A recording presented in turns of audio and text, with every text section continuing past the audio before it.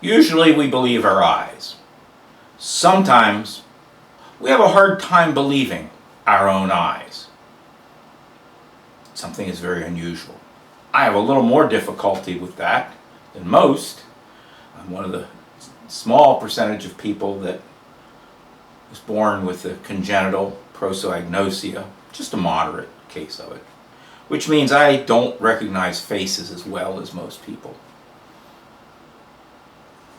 But when there is a very distinctive face, actually I seek these people out, as does anyone with prosopagnosia.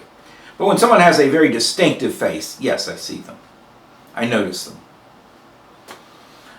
Ian McKellen, Ian Holm, actors like that. Some of the others, it's like, yes, he's a handsome man, young man with brown hair. So, there was a time when I lived in Nashville, Tennessee. Not just any Nashville, Tennessee. My people that I was with, the people who had invited me to come and live there, the people I worked with, hence the people I went to church with, were at the very center of what was then, late 70s, early 80s, the center of the American entertainment industry. Broadway was in a decline, Hollywood was just a mess. The center of entertainment was Nashville. And I was in the music industry, not a musician, I'm an engineer. Not even a music engineer, really, although I can do it. Design circuit boards, software. But there I was. And so, you know, some people were very distinctive. I mean, I always knew that the guy in church with us that in the orange jumpsuit, once he was introduced to me, oh yeah, that's the guy who wrote the lyrics to and music to both Cherish and Monster Mash. People that sat behind me, Archie and what is her name? I always forget her name. Beautiful couple. And every so often their son, Pat Boone, he had been my idol when I was in grade school, would be sitting there just right in the row behind me in church, you know. So on. Amy Grant, name dropping. Amy Grant was, you know, high school girl that I adjusted the microphones for at the coffee house, you know. And that was the thing. There was this Koinonia coffee house. And we all helped out at Koinonia coffee house. I helped out with the microphones sometimes. And I was asked to be a door greeter. And one day, as I was being a door greeter, it was a particularly crowded night. I think Amy was singing. And it was a particularly crowded night. And so there was a crowd to get in the door. It was a narrow door in the storefront. And so it took a while for the crowd, the people that were waiting to get to the door, to get in the door. And I'm just there, you know, hi, I'm Ken.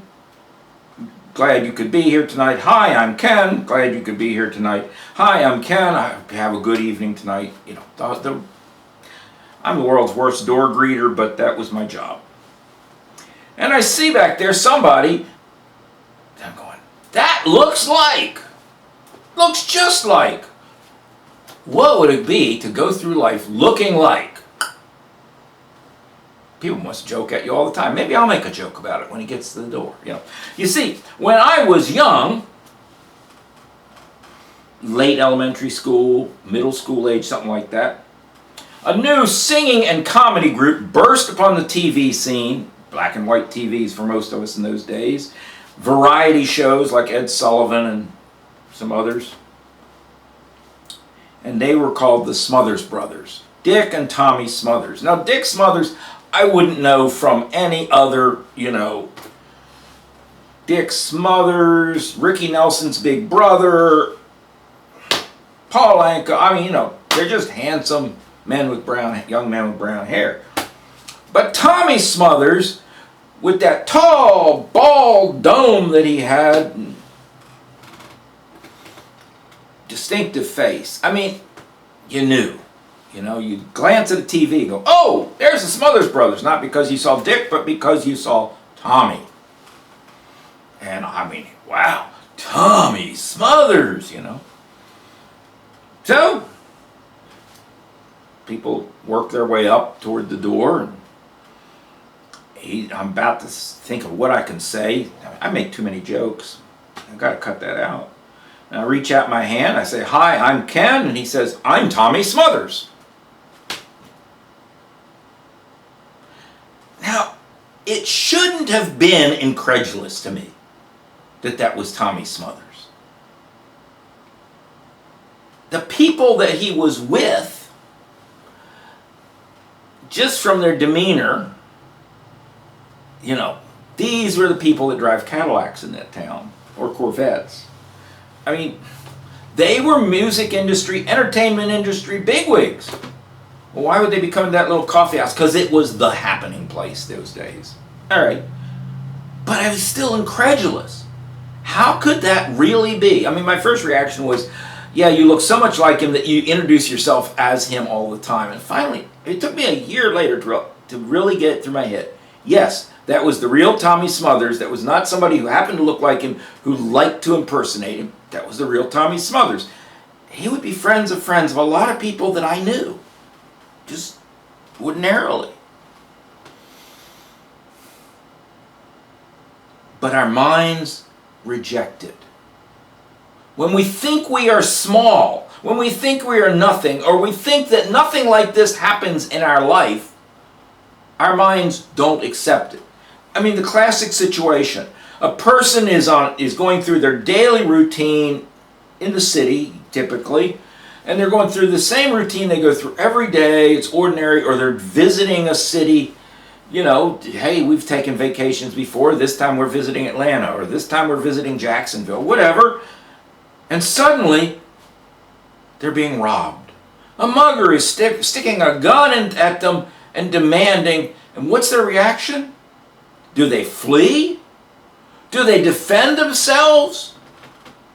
Do they quickly comply? Their first reaction is, this can't be happening. It's a very normal human reaction. But that incident with Tommy Smothers has helped me.